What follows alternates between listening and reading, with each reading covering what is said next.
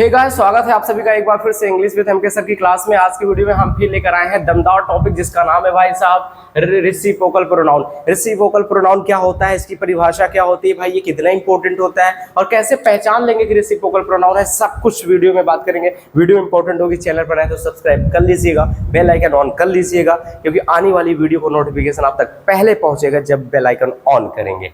ठीक है, तो चलिए भाई यहाँ पे हम बात करते हैं आज रेसिप्रोकल प्रोनाउन। एक एक प्रोनाउन का पूरा खात्मा हम सिस्टमेटिक तरीके से करा रहे हैं भाई, तो कितना भी कमजोर बच्चा है अगर पूरी वीडियो को देखता है तो सारी चीजें क्लियर हो जाएंगी। रेसिप्रोकल प्रोनाउन को हिंदी में कहते हैं परस्परवाचक सर्वनाम कहते हैं। इसकी परिभाषा, रेसिप्रोकल प्रोनाउन टेल्स अबाउट क्या होता है, ये नाउन होता है। टेल्स अबाउट क्या होता है, नाउन। इसी की हिंदी देखें तो परस्परवाचक सर्वनाम वह होता है जो संज्ञा के बारे में क्या करता है, डियर स्टूडेंट बताता है, जो संज्ञा के बारे में बताता है। तो डियर स्टूडेंट चलिए अब हम समझते हैं कि भाई इसका एग्जांपल सबसे इंपॉर्टेंट होता है वो क्या है, कैसे पहचानेंगे। तो देखिए भाई यहाँ पे एक होता है वन एंड अदर, बहुत ध्यान से समझना है, वन एंड अदर, और एक होता है डियर स्टूडेंट ईच अदर।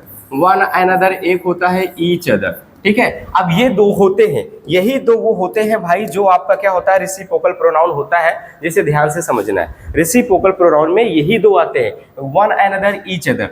तो देखिए भाई वन एंड अदर क्या होता है, दो से अधिक के लिए प्रयोग होता है। क्या होता है भाई, दो से अधिक के लिए होता है।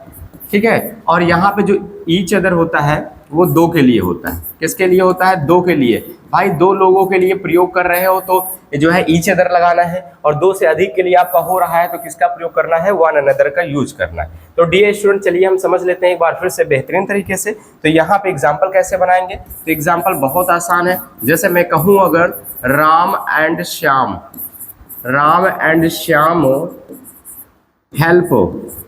हेल्प ईच अदर, तो कोई दिक्कत तो नहीं है। Ram and Shyam help each other, Ram और श्याम आपस में एक दूसरे की क्या करते हैं, सहायता करते हैं। अगर आपसे कोई पूछ ले